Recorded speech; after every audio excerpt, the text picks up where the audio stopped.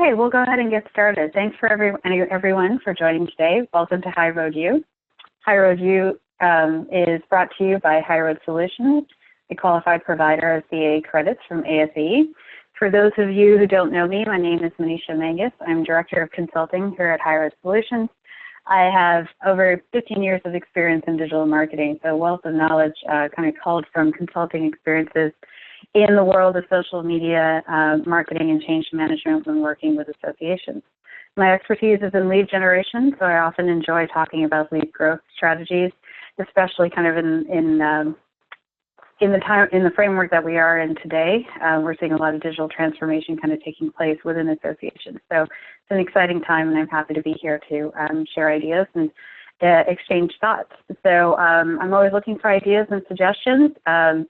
You can certainly reach out to me via Twitter or for LinkedIn if you have any questions in particular. So a couple of housekeeping items before we get started. One is that we're using Zoom. Occasionally I will get dropped from the call, so don't worry, just give me a couple of minutes and I will dial back in if that happens. Two things I just want to cover before we go ahead and get started. One is you've heard us probably talk at length about the state of the digital marketing in associations. It's a benchmark study that is currently open. It is open till the end of the month, so we're doing a final push. We strongly encourage you, if you haven't already, to participate. It is open to the entire industry, and what we're really looking to do is the third year that it's running. So it's really interesting to kind of see, we're excited to see what the trends are kind of going forward from a marketing tactical standpoint. When we first started this survey about 3 years ago, there was really a little bit of a gap in terms of benchmarking industries that really talked about what are the marketing tactical execution framework, what that was happening inside of associations and what the change was triggering. So it's definitely interesting to see what the results are. You can always go to our site and download the 2014 benchmark release as well as the 2015 release. And as I said, this survey is open until the end of the month, and we will be releasing the results at ASE Annual in August. You will also get a $5 coupon for Starbucks for participating, so I strongly encourage you to go ahead and do that. One new program I want to bring to everyone's attention, HighRoad U, obviously, we have a ton of material that we've created in the past and continue to create, and it's on demand, so it's kind of at your fingertips. It is an hour's worth of time, and it is a lot of material to get through, and it's a little bit of a lectures format, so it's often an opportunity for me to kind of talk about the topic. I don't get a little chance to get some feedback, so we decided that we're going to run a program called Office Hours. So very much kind of in school, I think it's appropriate since maybe summer school is kicking in. If you have any questions in particular, things that you're working on, I know it's hard to sometimes kind of separate from the tasks that you have at hand and then think about the bigger picture, but if you have anything that you'd like to kind of run by us, we're creating this opportunity for you to kind of dial in and ask questions, right? So topics we can cover, I've listed out a number here. We can talk about anything. In addition, if you have something that you want to show, right? If you want to show what your digital media strategy is, if you'd like to see kind of how ad roll works, if you've got like a sample spreadsheet that you're working on that has to do with a marketing editorial calendar, anything like that, so it's an opportunity for you to consult with us, to actually just have us kind of provide feedback or just share ideas and topics. So a little bit of a free form. So we're going to try that out. It starts next Wednesday. So I've included the link here as well. You can find it on our website. And I encourage you to sign up if this is something you might be interested in. All right, so we're going to close out the month of June talking about using digital metrics to gain member insights. So if you recall, earlier in the month, we gave an overview. Last week, we talked about best practices, especially from a standpoint of how to elicit those data metrics, that data and convert it into insights, all the different sources at minimum that you could be tapping into because now they're available. So we'll close out the month as usual. We're talking more about measurement and metrics. So what we'll cover today is a recap of what we've discussed so far. I want to touch a little bit on this concept of data-driven marketing. It's likely a term that you've heard, kind of over the past couple of months or so. It ties into this because we are talking about data, we're talking about insights, we're talking about best practices from a standpoint of, taking action on the insights that you've gleaned. So I want to take a little bit about that. And then we'll kind of close out with talking about advanced metrics, specifically what they are, what some of them are, and how you could calculate them, and, more importantly, why would you bother using them? All right, so we'll go ahead and get started with the recap first. So again, I think we all acknowledge that metrics are very important. It's a way to kind of standardize across the board, and you can track performance, progress, efficiency, efficacy, as well as the quality of the programs that you're putting out there.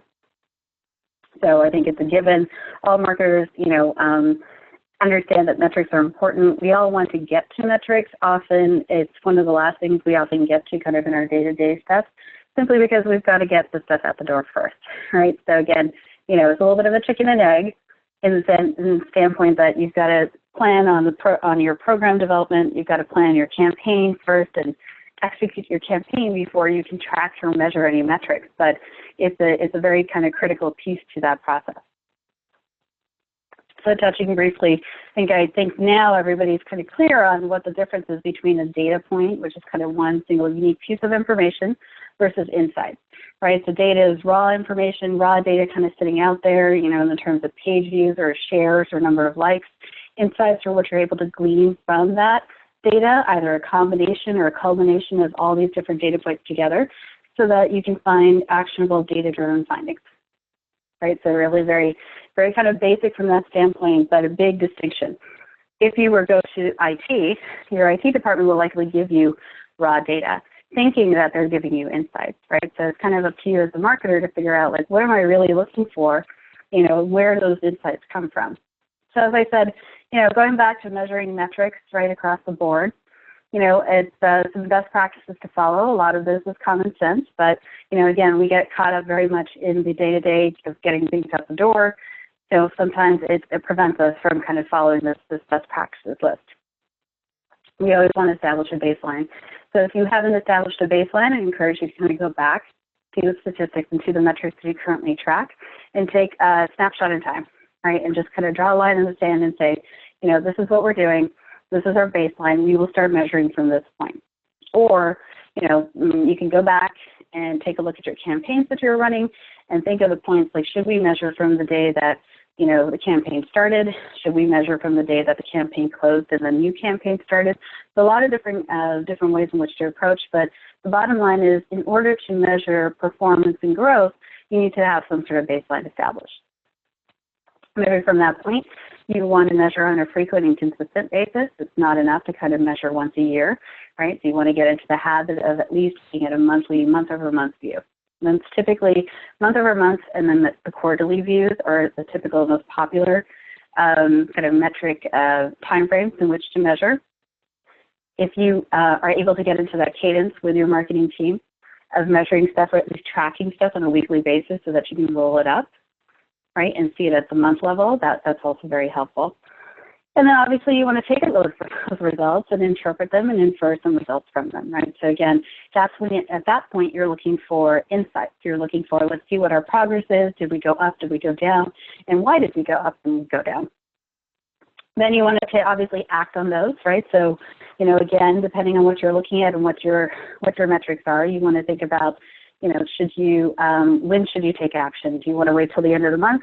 Take a look at a progress, and do you see a pattern or trend, right? So whenever you are looking at metrics, you are always looking with that critical eye of insight.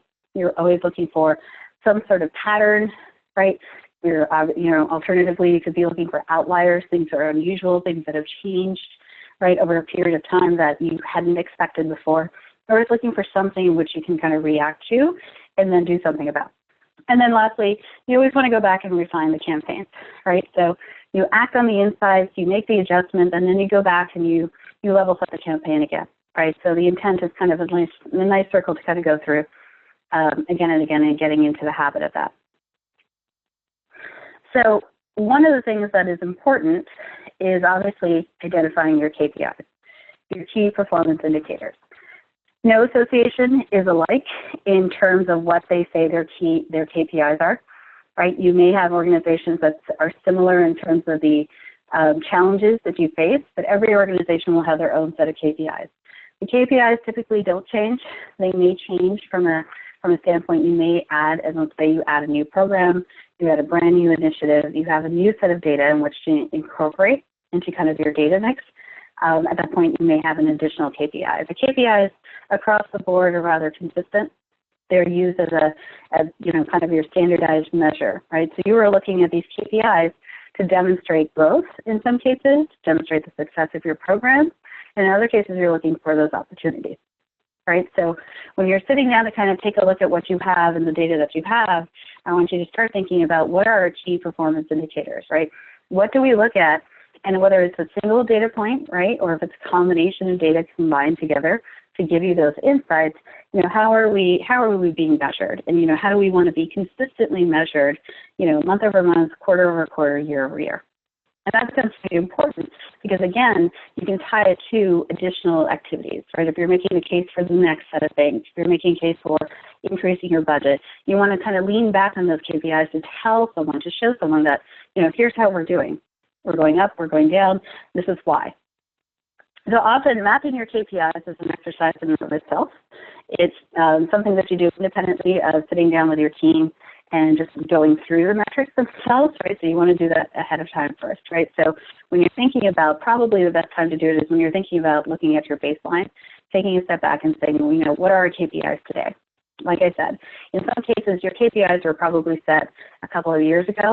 It's worth it to revisit and see if you need to kind of adjust them, or if you need to modify them completely, or if they still reflect what you're trying to do. So let's say an association wants to demonstrate growth, success, and opportunity, right? We can say that essentially for growth, we're going to look at the metrics. We're going to look at all our data points that have to do with digital advertising.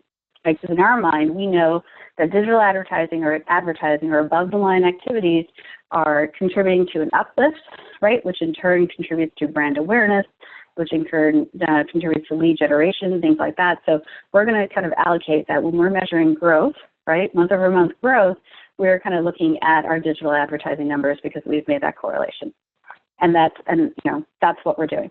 Another KPI for success, in this case, it could be your blog views. It could be your website views. Your website views in particular are kind of stable. Everybody has a website. Your website's been there for a while. Perhaps your measurement of success is the blog because the blog is a brand new campaign. Brand new initiative that you've put together. You put it together kind of with the intent to say that, the blog is intended to bring new leads to us. It is intended to gain recognition and awareness within the member base. And it is really to kind of do that uplift of brand awareness as well. So therefore, we're going to measure blog views, and we're going to really use it as a KPI. The KPIs are your pulse, if you will. It's a way to keep an eye on kind of the health of all of your metrics that are happening and kind of give you indicators as to what's going on with some of your activities. So again, you can kind of group them at the aggregate level, right? Or you can have very individual ones as well. So there is no reason why your KPIs should be just general. You can be very specific and say, overall, we track our website history and our website activity and our website visits. That is, speaking to the health of all our content that we put out there. So we are going to measure that. That is going to be a KPI for us, right? Website performance. In addition to that, because the blog initiative is so new, right, we're going to measure that as a KPI in and of itself, because it brings us an audience that is slightly independent and not so much of an overlap as the people who visit our website. Therefore, in our world, in our initiatives, we're also going to measure that, and the blog views become a KPI that's standalone. Now you can compare them, you can put them together, but that's how we've identified it. And then, for opportunity, you can track all of your lead gen programs, right? So you can set up your webinar programs, you can set up your annual conference as a program, right? Anything that's, lead gen operative, right? So again, if you're putting stuff together like a book signing, if you're doing, specific events in a certain area, all those can be rolled up into, what you call lead gen programs, and those would be measuring your opportunities as well. All right, so again, I encourage everyone to kind of go back and think about what are your KPIs, and are your KPIs something that are useful, right? From the sense that all data is useful in some capacity, but do your KPIs need to be translated to something that gives you further insight, or are your KPIs kind of there and they're obvious that yes, we can make an inference. If we look at this KPI and we see it's tracked over time, month over month, we can see some sort of benefit. We can see the trend, whether it's trending upwards, downwards, or things like that. So I found this graph online, and I thought it was really interesting. I wanted to share it here. This particular diagram is obviously for a sales-oriented for-profit company. But again, the concept is interesting because it's talking about the value of data and data points and the effort to measure versus how it contributes to the bottom line, right, to sales, right? So you have the axis of value kind of over on the vertical axis. You have attribution on the horizontal axis, right? And then it's calling out kind of, here are the different metrics, right, or measurement tactics that you would go along and kind of showing the increase in value as you kind of move up, that curve, right? So it starts with clicks, right? And it's also kind of calling out that, clicks are one single data point entry, right? So again, making inferences on the number of clicks alone, could be a little risky. It may not be completely accurate. It probably is combined with something else. But so it's relatively low in the value chain, right?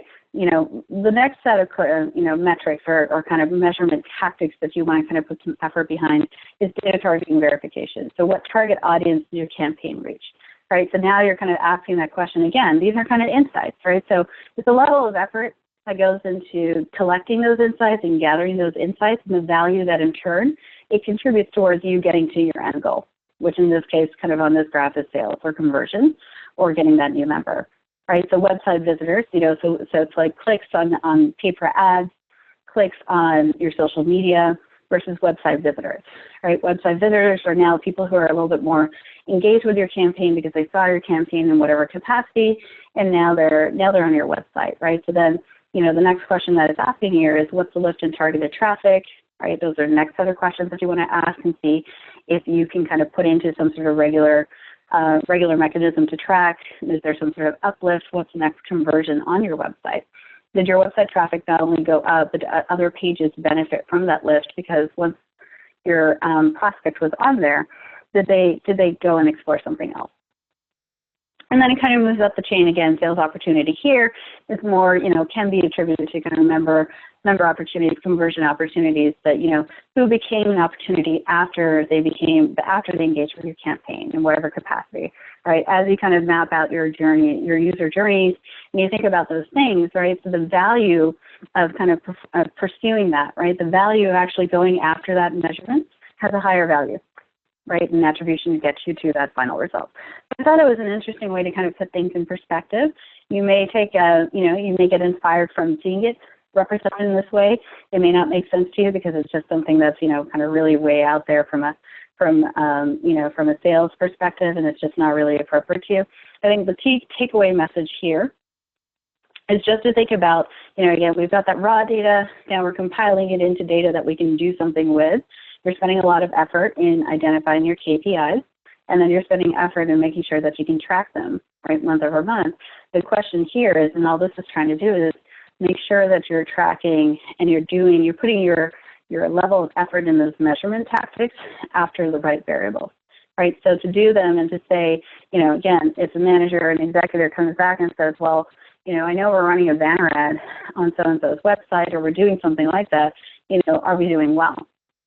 To say, are we doing well, you can kind of take it from two approaches. You can take it from the literal approach and say, well, we have the number of clicks on the banner ad. The banner ad, generated, 10,000 clicks. Is that good? That sounds like a really good number. It's high, certainly. So you can kind of stop there and say, we are doing well. But really the marketer in you probably is thinking, well, let's see, we got 10,000 clicks, right? How many went to the website and actually stayed on the page? And then further, what was their next step in their journey, right? So if you're thinking about success, right, you leapfrog over clicks, right, and all of a sudden we're in website visitors and see on the line, if you track it back to the axis, it has a higher value point, right? So it's giving you a chance to kind of say, well, if I had to do this. So it's a good way to kind of explain it to people who don't really get it and say, well, I gave you the raw data, like what else do you want? Like, isn't this enough? The answer is not really, right?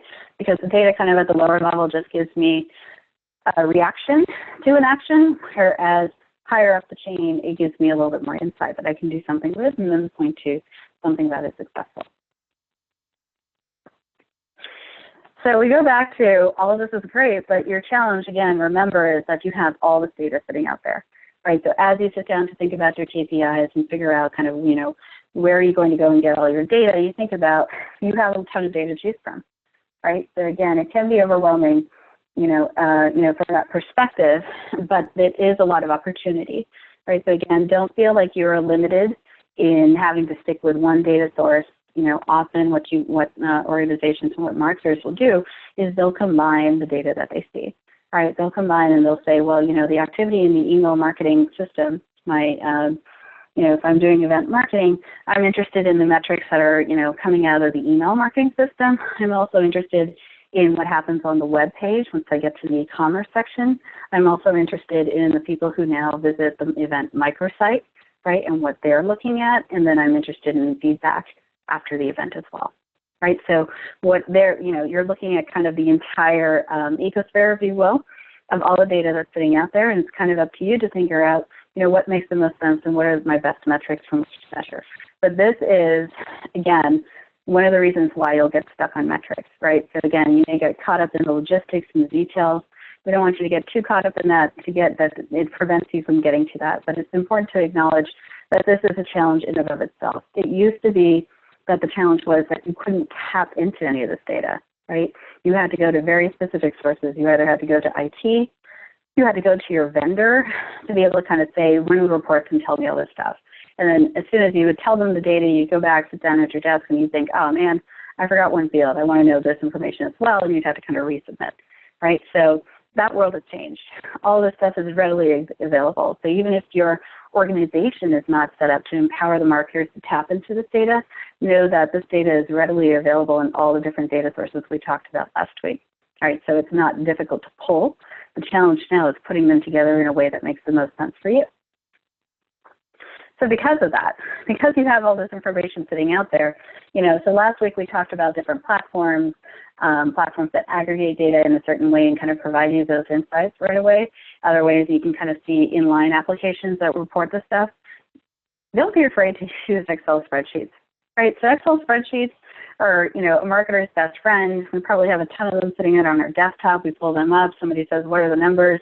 And sometimes, a spreadsheet helps putting things together in a context that makes the most sense for you, right? So this is why I kind of say that the marketer's best friend, again, what you could do is you can have your programs, right? This particular spreadsheet is just saying, month over month, what are our lead gen programs? And then, what are the signups? What are the registrations? What are the visits, right?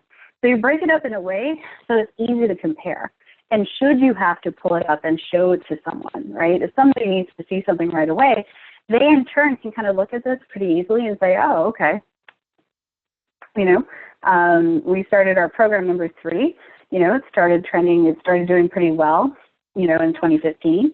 Then it kind of trended off, probably because seasonal fluctuation. And now, year over year, at least from May to May, we've done significantly well. Right? So it's things like that, right? So it's just an easy way in which to kind of present the data, at least kind of in the real time before you're doing the aggregate and eliciting all the insights, month over month. At any given point in time, you are in a position to kind of take a look at that. So we talked about KPIs, right? And so one of the measurements for a particular association may be the blog views, right? So blog is still a website. So the intent of the blog is very different from the intent of a website. The purpose is different. There's no reason, however, why you can't compare them together, right? So again, this is simple, straight Excel spreadsheet, taking the data that you pull from Google Analytics, putting it into here, or whatever CMS application you have, putting it into here, breaking it by month and by year, and then, doing a little graph, right? So again, don't feel like you're in a position where you have to rely on very complicated platforms or complicated technology to do all that stuff. It could be very simple, and this is maybe something that your team works on for you, where you focus on kind of, the aggregate level, right? So again, kind of you're looking at year over year, the website, there's been an uplift. And, if you see any kind of downtrends, you should be in a position to know why the downtrends are there, right? So, the trends, website visits are down. They trended down, the first part of the year. And this is because, maybe we weren't doing any Google advertising. We weren't doing any Google AdWords, right? So we weren't doing any sort of advertising uplift to do that. But we initiated that again kind of in April, and everything started to take off, right? Same thing with the blog visits, right? So you can do things where, they're not exactly the same apples to apples, but they are in the same sphere, right? And people get that, right? So, and it's also kind of a way to kind of demonstrate your progress year over year, right? It's very tempting in some cases where people kind of dismiss the year over year averages to say that was last year. We did so many things that were so different. We're not, it's not an appropriate comparison or benchmark. In some cases, that's true. In some cases, that's just simply showing the progress by which, you've made a course adjustment, right? So when you go ahead and take that, take that line when you talk about baseline and establish that, don't dismiss it out of turn, because again, you are in turn taking these metrics and telling a story, right? So all of this data, all of these insights, they tell and represent a story of, what your marketing campaigns and what your marketing plan is. Right. In some cases, you have to do course corrections. There's no reason why you shouldn't dismiss them out of turn and not measure them and have a way in which to explain them. As long as you know the reason why something went up, something went down, that's more important, right? So don't dismiss it out of turn, right? Just because it seems to pull the average down or whatever, there's always a story behind it. So it's just a way to kind of bring things into perspective, right? So again, I encourage you to use the tools that you have available. In some cases, when you're looking month over month, it is easy to put everything into Excel and take a look at them. Again, it's not useful to export everything out of Google Analytics and put it into Excel because that's a ton of information. So what I would go back to is thinking about what your KPIs are, what you want them to be, and then tracking those KPIs, over a certain time range and having that information readily available to you in Excel, simply because it's something that you can share with everyone. You don't have to worry about seat licenses for other platforms. You don't have to worry about training someone. Many of the aggregate platforms, the automation platforms will allow you to email the report out to everyone so that they don't need to log into the system. So there are a lot of different ways in which to approach it. So that's worksheets are just a simple example of what I like to see organizations use as well.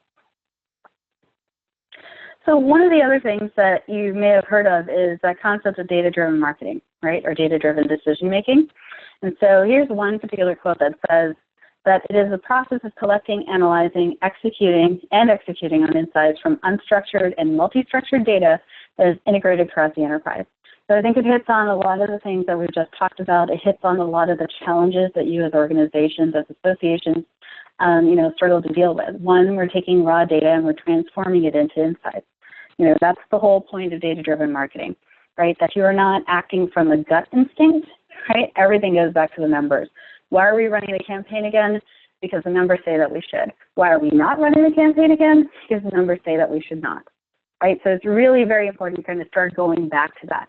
A lot of the organizations that we talk to have a sense of things that are happening, but they're not really comfortable or sure about the numbers, right? So there's a sense or there's a general perception that we send too much email, but nobody knows what that number quantifies to. Nobody's quite sure if that results in actual people unsubscribing or doing a global opt-out, right? We're not sure. We suspect that. We're not really sure how many emails we send a day, in a day, but we think it's a lot. Or, we've had one person be very vocal and call customer service and say that is the case, right? So those are all very good questions that you want to answer. You want to get the data, put that down, and then act from that standpoint, right? So we should never be reacting from that standpoint of, we think we send too many emails. Somebody said, the one given day, way back that we had sent 7 emails kind of on the same day, right? So you want to get back to kind of concrete evidence that you can make a decision on and act on. Also, this is calling out, the one-dimensional versus multi-dimensional data. So going back to your challenge and going back to that diagram, you have all these different, data sources, data collection points sitting out there. It's really on you to think about, what is a combination of data or the combination of sources I want to put together that's going to help me influence my decision, right? So again, from that perspective, we can look and say that, the number of people who open the email, right, your open rates, we can act as a single data point on the open rates, or we can take that open rate and combine it with, well, let's see, of the open rate, what percentage opened it on their mobile device and what percentage opened it on their desktop device, right? So on their desktop versus mobile, that open rate has suddenly a different value to you, right? It provides you with a greater set of insight and something that you can then react on versus just the open rate alone. An open rate alone on an individual email will not really tell you much other than people opened your email. Unless you're tracking conversions, you won't be able to know, like if somebody were to say, was the email successful, you'd have to look at click-through rates, then you'd have to look at, your final call to action on what you wanted the user to do. So that's 3 steps, three data points you'd have to combine together to take a look at. Whereas in turn, you could kind of flip the question or flip the way you want to take the insight and say, if I have my open rates always coming through and I can track them in my spreadsheet, right, per campaign, I'm just going to have them sit there, right, and then I will take a look at them and see what the open rate is compared to the percentage of people who opened it on a mobile device versus the ones who read it on a desktop. And did they read it or did they skim it, right? So you're taking the open rate and delving down deeper. That in turn will give you a set of results and a set of insights that you can make some sort of decision around, right? Because now you can see the natural way I'm leading you down the path to say that, oh, well, if our open rate on mobile devices is 60%, that's rather high. That's really high. That's great. Let's make sure everything we send is mobile optimized. Let's make sure that even not just the email, right? So that's one component kind of in my full digital channel, but let's make sure the website is mobile optimized. Let's make sure that if we are sending them to, a registration page or an e-commerce page, let's make sure that the shopping cart works well, right, and has a better UI inside of a mobile device, right? Let's make sure that there are no drop-off points, right? So there's a lot of stuff that you can act on and you can kind of react to in that standpoint, right? And so that, again, kind of takes you from the data-driven decision-making standpoint. So one of the other things, so again, when you talk about finding your approach to taking those insights, right? So you want to go back to analyzing the data that's available. Okay. All right. I apologize. If I drop off, I will stay on the line and I'll just dial back in. So you want to think about combining different or multiple data sources to get to those insights. You want to incorporate new data points as they become available. And you want to use those insights to take action and improve marketing performance. So those are data-driven decision-making marketing standpoints or aspects or elements. So what isn't data-driven is that if there's only one single view of a member, so if one doesn't exist, right? That means that if education and membership and marketing and other programs have a different set of data by which they evaluate a member, right? So remember, this is kind of your opportunity to push back and say, everyone look at the AMS. The AMS only has one record per member. All the data comes for that one person. We should not have multiple views, right, or multiple personas for that one person. There should be a single view of that member, right? Also, what's not data-driven is not taking that coordinated cross-channel approach with connecting with that member, which means you are only talking to them on email, you are only talking to them on websites, you are only talking to them on social, right? It shows the general lack of not quite getting the point of integrated marketing campaigns.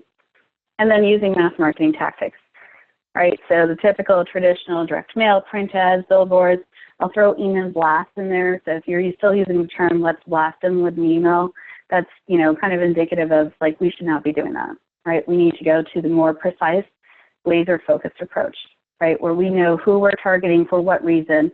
And that reason, again, could be the intent, right, as part of the purpose of the campaign, or it could be based on the data that you've elicited to say, of these people who opened their email, 20% of them clicked on the link, right? Of those 20%, 15% went to the page and didn't sign up. So therefore, highly engaged, something on that page didn't quite appeal to them or they just weren't convinced. Let's talk to that 15% directly, right? So that is a decision based on the data that you have at hand that in turn empowers you to do more.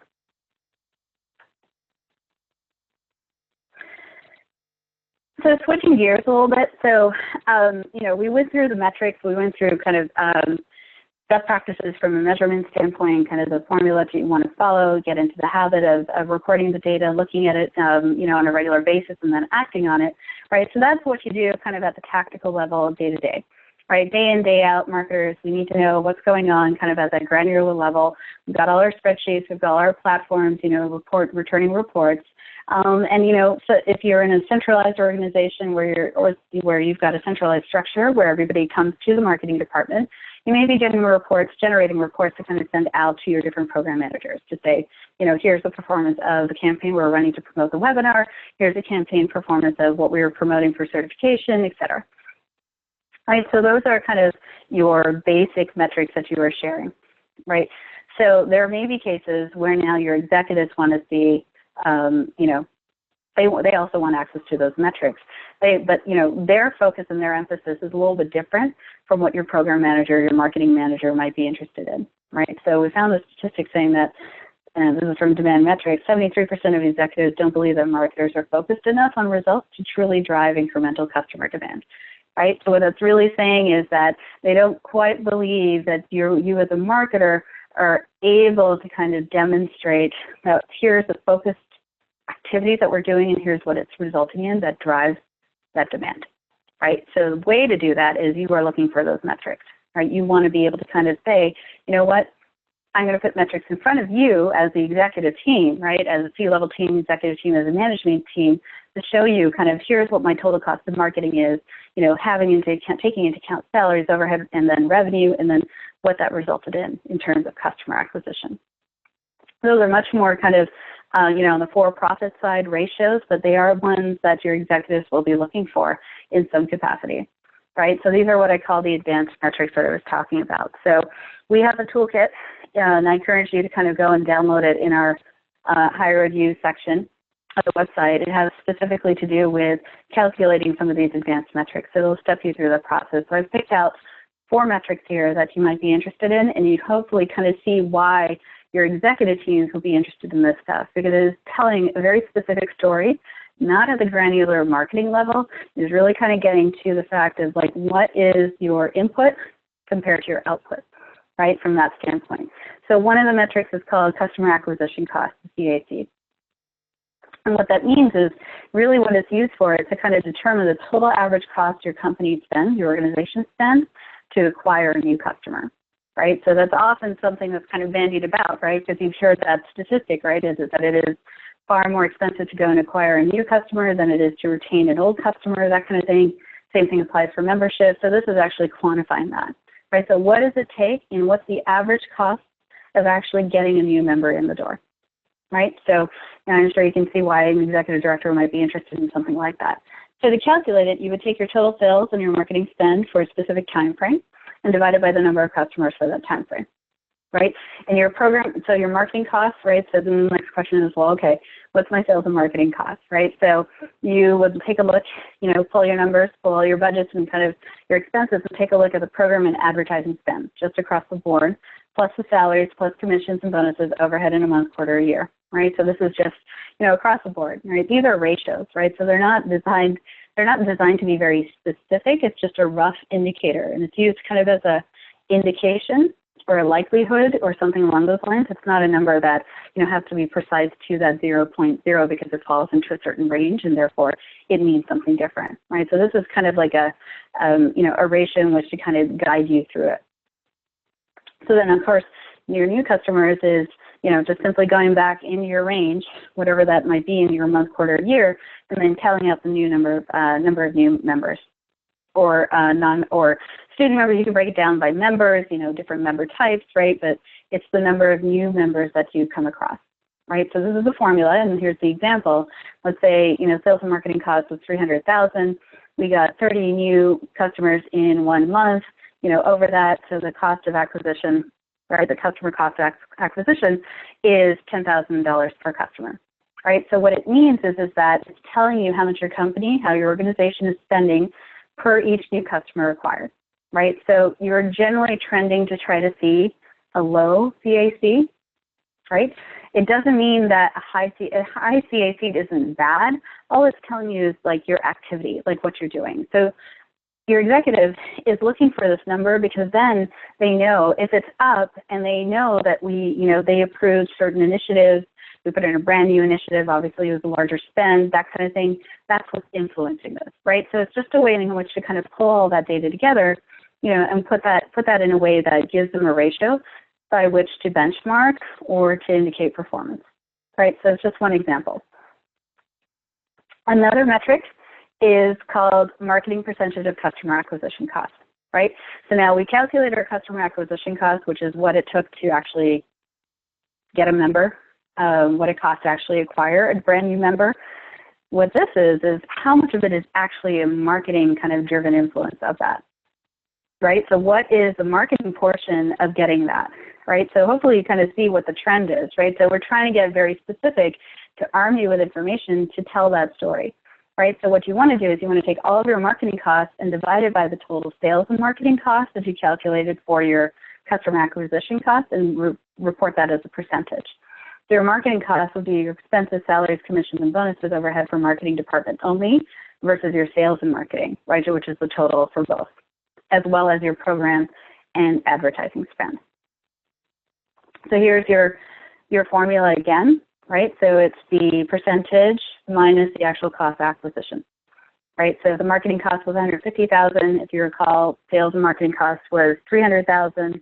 So divided by 2, it equals 50%, right? So what this means is it tells you how your marketing team is performing, right? And what the impact is of your spend in the overall acquisition cost.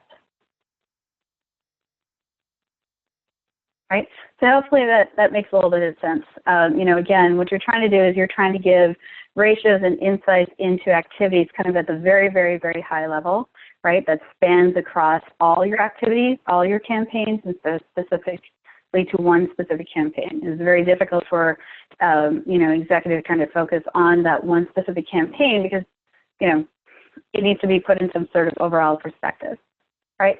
So another one that's interesting here is the ratio of customer lifetime value to the cost of acquisition, customer acquisition cost, right? So your customer lifetime value, all right, so this ratio allows you to estimate the total value that your organization gets from that particular customer, right, compared to the time that you spend to acquire it, right? So you've heard of lifetime value, right? We often do that as part of persona workshops where we talk about the actual persona and how that, what those personas are. And then what we also do, in addition to mapping them to content, we also talk about what's their lifetime value. So if you have a persona that has a very high lifetime value, but it turns out that you actually don't have a lot of content for them, that's where you kind of want to identify there's your opportunity. In some cases, you may end up with a persona that has a very, has a relatively low lifetime value, but you find that this persona causes a lot of churn inside of your organization. A lot of people have multiple touch points with them. This persona is very loud and vocal, therefore customer service has to get involved. Membership is always involved. It always escalates, right? But if it's if it has a low lifetime value, it gives you an opportunity to kind of say, this is not the person we should be focused on. Therefore, our campaigns, if we have anything running, let's put it in perspective, right? Because you can always tie that to, often an element of that is tied to revenue, right? So your lifetime value is about, the way in which the value is derived so that your company, your organization benefits from it, right? So your lifetime value is the revenue that the customer, that your member pays in a period minus your gross margin, divided by the estimated churn percentage for that customer. So you can see now we're getting into a lot of estimates, right? Now we're getting into kind of roughly approximations, but the example kind of takes you through that process. So again, for ratios, you're just looking for some sort of indicator of something over another, right? So, the higher that your lifetime value over a customer acquisition cost is, right, that means that the more return you're getting on your team, that's impacting the bottom line. Right? I mean, that's the kind of basic measurement that you want to kind of align to, right? So you're not aiming for the highest number. You're really looking for something that's in proportion and perspective, right? So again, I encourage you to kind of go through this. If you need help on this, you can certainly reach out to us. We'd be happy to take a look, and that's a good example for office hours. But again, it's something that you can hopefully say that your executives would be interested in. Right, because what you're doing is you're telling a story from a very, very high level that has nothing to do with kind of the execution or how an email is performing. It's everything to do with kind of like how the organization views a particular member, a particular type of member, and then all the effort we're doing in trying to acquire that type of member and what the spend is across. So the last one I picked out is called Marketing Influence Customer Percentage.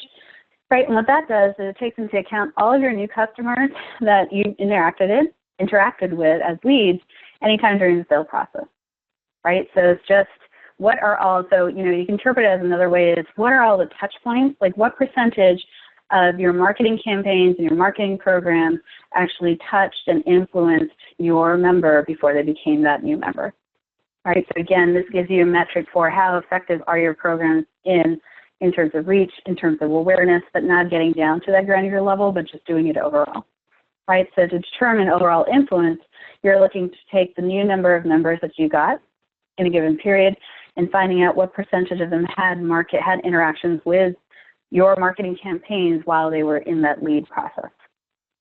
Right, so the formula is total number of new members that interacted with marketing over your total number of members.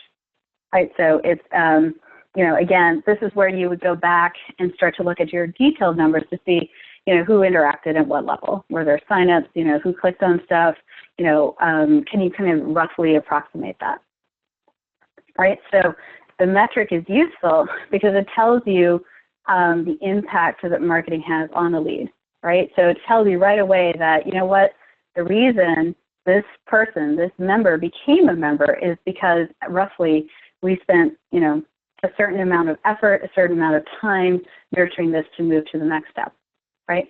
So it gives your executives like a big picture, big overall insight into everything that marketing has kind of on that conversion process, right? So it's a different way, different approach, but it's something to think about because I think, you know, this helps you elevate the conversations where you don't have to get into, you know, open rates, and that seems like a low number because, you know, again, those have to be taken into context, right? We've often heard organizations talk about, you know, we know that we're now marketing to a person of one. Our audience, our target of one is the ideal future, right? We're doing micro marketing, not macro, but there's a whole concept that we're starting to see the shift, but we still have to continue to push that shift where it's not about volume anymore, right? Our distribution list, if it's 200,000, we really shouldn't be sending the same email to 200,000 people. Therefore, our emphasis on open rates, right? Our open rate is very small. You want to think about, yeah, our open rate is small, but, you know, it reached those 5 new prospects that eventually became members. Therefore, you know, do I want to look at the open rate or do I want to look at my conversion rate or something else, right? So this is kind of like the next step, right, in that process. What these metrics in particular, what these advanced metrics do is help kind of elevate the conversation so you don't have to get down into the marketing tactics. And, you know, you don't want your executives in there kind of micromanaging the marketing tactics because they've just got to, you know, the marketing tactics, you know, the execution has to roll out, right? This is kind of elevating the conversation to say, out of all the effort that we do, the spend, the this, that, here's the impact, right? And here's the contribution towards moving that prospect kind of down that funnel into becoming a member or into purchasing something or into doing something that we wanted them to do. So as I said, these are part of a toolkit that is in our toolkit center. So again, I encourage you to download that and then think about it. You know, again, you know, this is taking it from a customer standpoint or replace it with members, but, you know, think about these ratios from that perspective. You may not necessarily have to follow these to the letter from a formula perspective, but it is giving you, hopefully it's giving you ideas in which you want to kind of roll up and say, you know what, here's how we can calculate something similar. So just to kind of recap some of the items that we talked about, so obviously know your data versus your insights, know where to get that data, establish your baseline and measure regularly because that's the key to your success, right? So an important part of that is making sure that you know what your KPIs are. Go back and reevaluate them if you haven't done so in a while. Make sure that they are representative of the growth and success that you want to monitor and that you want to measure, you know, come at a tactical level. Of course, remember that you should always be acting on your insights. If you happen to discover something over 1 month, you know, that, you know, tweaking something that we should do, you know, go ahead and do it and then measure again and see if it was effective, right? We're now as marketers with all the tools that we have available to us, we're really in a position to do that. Think about those advanced metrics for your executives. If you do have to report up, obviously you can report everything up, but it might be strategic in pulling out some of these ratios or these statistics if they're available to you to calculate, to kind of demonstrate, right, indicators, right? We're looking for benchmark indicators or ratios or percentages of something so that you don't have to get down to the nitty-gritty, so that, you know, from an operational standpoint, your executives are aware of kind of the success and influence of your marketing programs. And then always move towards, you know, we definitely want to see that movement towards data-driven marketing tactics, right? So avoid speculation, even if you're kind of sitting down and looking at your metrics with your team. You know, if somebody says, well, I don't know if that is this the reason why, the question should be, let's go ahead and measure that, and let's see if that's the case, right? So we should kind of always be moving from that perspective. So you want to rely on those insights for future action. The last thing I will say is that, you know, again, it's important to get your campaign out.